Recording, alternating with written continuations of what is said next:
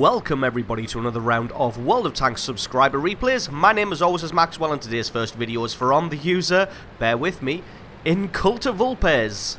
I think that's how you pronounce it. Well, it's probably not because I'm terrible at pronouncing things, but my best effort is Inculta Vulpes. And he is driving the KV-1 on an encounter battle on the Siegfried line. So, a couple of quick messages before we get too far into this video. Luckily, he's got a bit of a trek to get into the battle. For those asking, normally what I do in the month of January for the New Year is do run a competition and give away a bunch of World of Tanks gold. Don't worry, that is still happening this year. It's just probably going to be happening a little bit later and in a slightly different way. Nice hit on that keen eye there. Picks up one kill very, very quickly, has a second shot at that keyhole, but he just fades back into the fog of war before he's able to get any more damage onto him. So yeah, I'm still going to be doing a competition this year. Still going to be giving away a whole bunch of World of Tanks gold. I'm just going to be running it slightly differently to the way I've done it in the past couple of the last 2 years. One major change I'm doing is instead of just giving away 2 or 3 large prizes of gold, I'm probably going to be giving away a lot more smaller prizes of gold. So there's going to be a lot more prizes flying around. There's going to be more gold overall, but it's going to be spread out more evenly and in smaller amounts to more people. And obviously you can win more than one prize. But I'm going to be having a vlog video going up shortly in the next week or so. And that should hopefully explain everything when I've got all the fine details worked out. And then hopefully that vlog video is going to lead on to, I'm tempted to do a weekly vlog. Just to keep you guys updated with how things are going on the channel and how things are generally, and maybe take some Q&A questions. So anyway, back to this replay at hand. He's made his way into the city now, going to be dueling with a second KV-1 there. Unfortunately, that KV-1 is at a terrible angle, and Vulpes has got himself at a great angle. Just looks like he's bouncing all the shots, or maybe even that KV-1's been tracked around the corner where he doesn't even have a shot. So a little bit unlucky for that guy. Takes a hit from the Panzer III-4 there, but he's able to get much more damage back on, well, he took no damage again because he was excellently angled. Not quite able to finish off that Panzer IV as he ducks behind the rubble line. Looks like this Chi has actually stuck on the rubble here. And that's him taking care of a lot of low-lying smoke in the area, so you just got to wait for that to clear. That's one of the new features in the 8.10 graphical update, low-lying smoke after there's been plenty of gunfire. So, our player here, Vulpes, picked up a quick 4 kills and a decent 1,000 points of damage. He's completely won that left-hand flank of the city now, so he's going to be moving in towards the church and the cap. So I'm going to see if we can catch somebody's flank and catch them off guard. Finds a T1 heavy here, able to get 2 quick shots, but not able to get any damage through the armoured. Is able to do that on the BDR though. AMX-40, excuse me, again gets a little bit of damage through his side, and all 3 of them decide to back off because nobody wants to take on the might of the KV-1 head on. So it looks like his allies have got the flanking action sorted out, so Vulpes is going to do what a good heavy tank driver should do, which is go in face first. Going to use that fantastic front armour of the KV-1 just to try and absorb as much damage as he can. Can see a little bit of the track of the BDR there. The BDR gets a good bit of damage through the side armour and through the track of the KV-1 here. Not... he was side-scraping pretty well there, so it was a pretty good shot to be able to get some damage through. And second shot from the BDR only takes off the track, so he's in a pretty good position here. Just got to wait for the track repair to come up. That T-49 on the minimap looks like he's harassing them from the rear. So really, it's just a case of trying to charge these guys down. BDR does get a pretty good cannon there, though, but it looks like he's been tracked by somebody else. And it's just going to be a case of whittling him down. One more shot, and there we go. Takes a couple of damaging hits from that BDR in the exchange, but most of that either bounced or was absorbed by the tracks there. That just leaves an AMX-40 and a T1 Heavy around this corner. T1 Heavy looks like he's, a little bit late on the shot there on the AMX-40. T1's not looking in this direction. But he just managed to angle his turret just in time, but nope, left his rear armor exposed as he was trying to give chase to that T-49. Never ever try and chase a T-49 or anything fast when you're in a heavy tank, because it just ain't going to work. So the game's still fairly even at this stage at 12 kills to 11. Feels a lot later in the game than it actually is. There's only been about 4.5, well, there's only been about 5 minutes passed so far. Like I said, still pretty even at 12 kills to 11. T-49 looking in on the cap zone there. So Vulpes going to try and flank around the sides. The enemy team's been able to pull this one back to 13 kills to 12 now. So it's just himself and this T-49 to try and stop the base capture that started. And that Electo hasn't done anything for all games, so possibly he may be AFK. So it may, I was going to say, it may just be 2-on-2, but the Chi-Nu takes out the T-49, and that just leaves Vulpes here to try and decap. Comes a little bit too far around the corner, misses his shot on the T-49s. That's absorbed by the barricades there. T-49 deploys defensive maneuvers. Gets a big bit of damage through the KV-1 there. He's doing a good job of just rocking front and back. Vulpes finally gets his front armor onto target, gets into a side-scraping position, and he's going to try and take out that T-49 first. He's down to 7 hit points here. One more damaging shot, and that is going to be it for him. But like I said, he's in a good side-scraping position here. He's able to just reverse a little bit, get a shot, and then drive forwards. And T-49 not quite able to get anything on him just yet. If I was him, I'd probably just leave the cap zone and try and flank around the rear of this KV-1 while he's dueling with the Chi-Nu. And he's able to take out the Chi-Nu. The T-49 just bounced a shot there. Not sure if Vulpes knows that, or his track's been taken out. But it's both of them are just one shot from death. Finally uses his repair kit, pops himself out, kills the T-49, and that is kill number 8 with just 7 hit points left. So absolutely awesome bit of play there, saving his repair kit for the last possible second. Repairs his track, pops himself out, and takes out that T-49. So absolutely brilliant game there from Vulpes, picking himself up almost 2,500 points of damage, 8 kills, and pretty much single-handedly winning the game for the Allied team at the end there. Just going to speed this one up a little bit while I waffle on. It does transpire that Elector was actually trapped on the tank traps for the majority of the game. So he's not indeed AFK, he's actually trapped on the tank tracks. So this one is a victory for the Allied team. So absolutely awesome replay there from Inculta Vulpes. No idea if I'm pronouncing that right, but I'm sure somebody will correct me. Thank you very much for sending that one in. And as always, stick around because the score screens and another game are coming right up.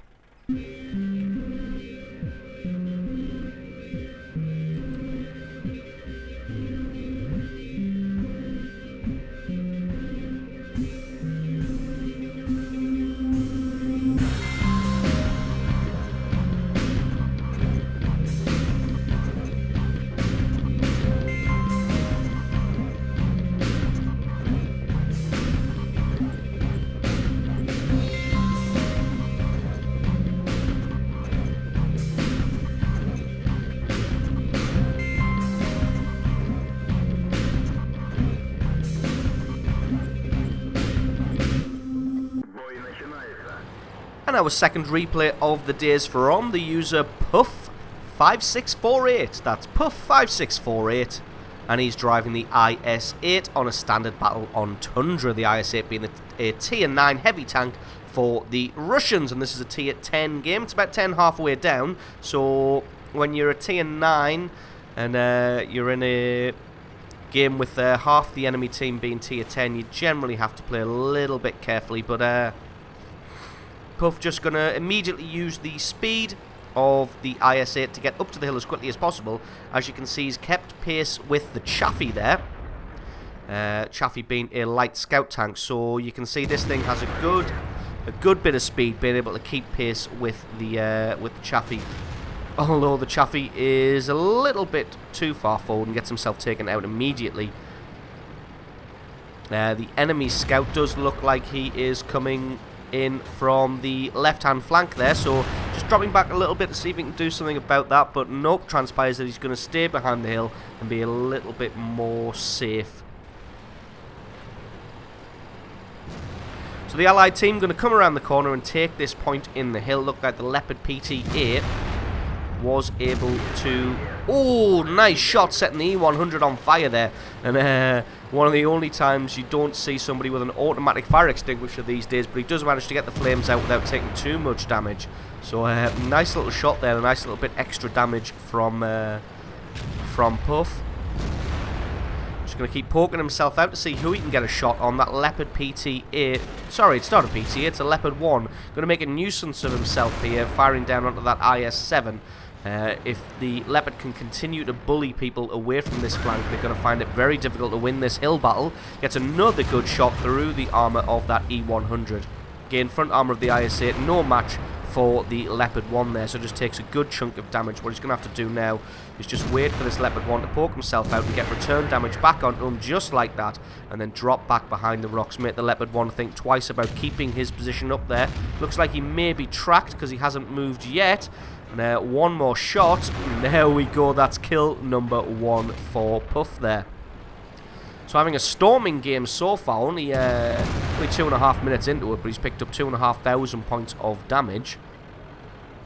And it looks like this E100 is pretty close to death, but you're gonna have to be careful because there are tank destroyers on that far ridge there. You can see the Jagdpanzer E100 just appearing, so either gonna wait till he knows that he's fired, or wait till he isn't able to have a shot, because this E100's looking like a juicy target, especially with his side armor presented here. Just going to risk it, get out there. Oh, sets him on fire again for the kill. Does take a hit from that Jagdpanzer E100, but must have decided that it was absolutely worth it to take a hit from that E100 in order to eliminate the other E100 from the game.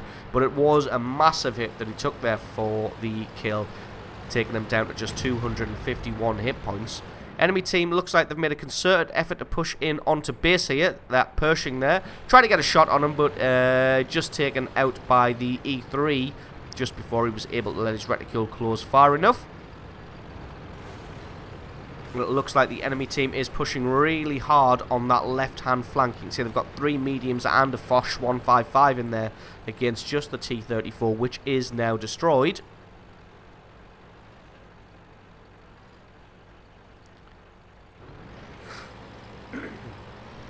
Excuse me, Puff just going to be taking his time here. Doesn't want to rush in too far, especially, like I said, being a tier 9 in a tier 10 game. Enemy team still does have a lot of tier. Not sure what the guys up on the hill are thinking they're going to achieve. Probably going to be able to snipe down on some of them, and I suppose being up there, at least they're not giving up the ground. If the enemy team does push from that flank, they can spin around and then repel that one. But like I said, Puff just not wanting to be the first person in there because he doesn't have the greatest armour. 1 for being a tier 9 and 2 for being an IS-8. Does have a decent cannon and can come in after this IS-7 or the E3 and attempt to fight off the invaders.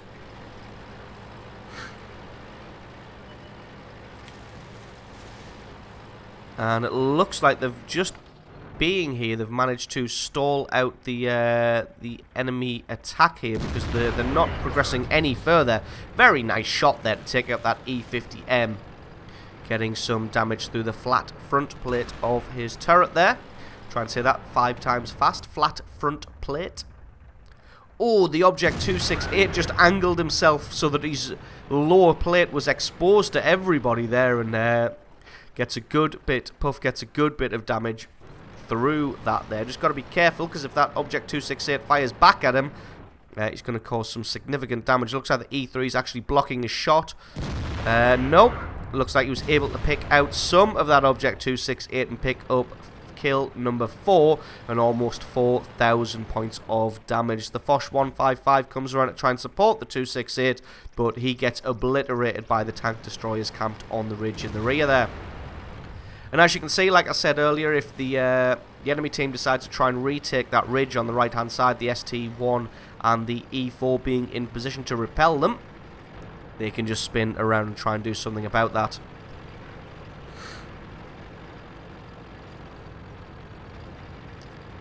So Puff just, well, it looked like he was going to try and decide to head over there, but then spots the Lurva in the centre here. He doesn't look like he's really achieved anything in this game. So just going to go and maybe pick off an easy target there.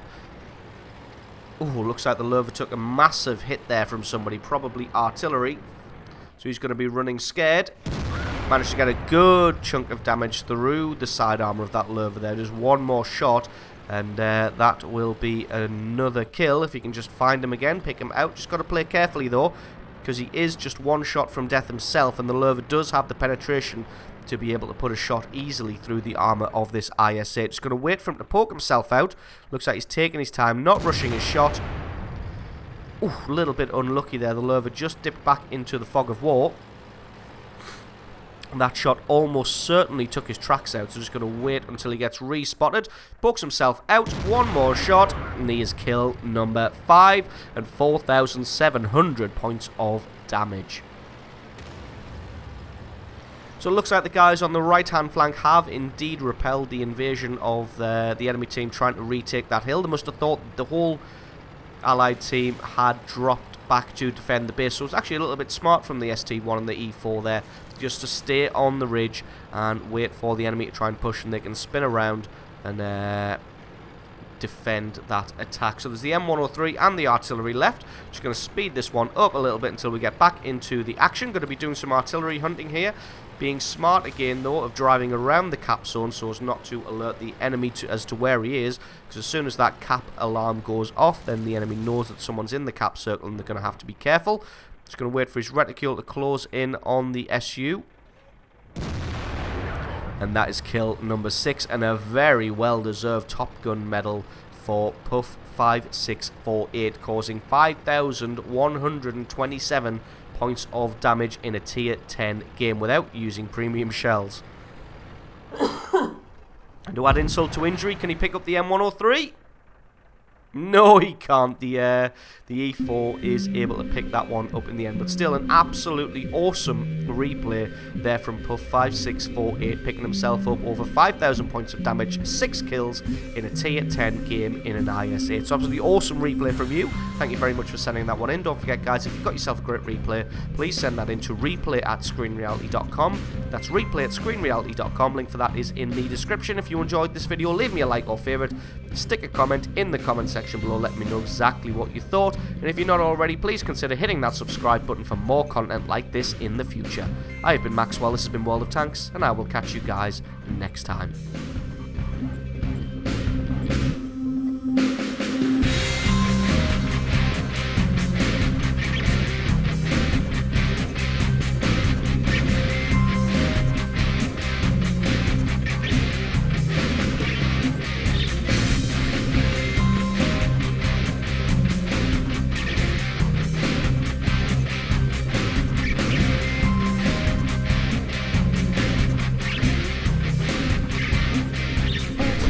I'm gonna break your fucking face. Is that a fact? Yeah, that's a fact. You got a shit fucking memory, Wolf. That's not how it went last time. Oh, so I'm the wolf. This isn't last time. Oh shit, I do need the keys. Had me hand off the keyboard there. Oh, I'm taking a bit of a beating.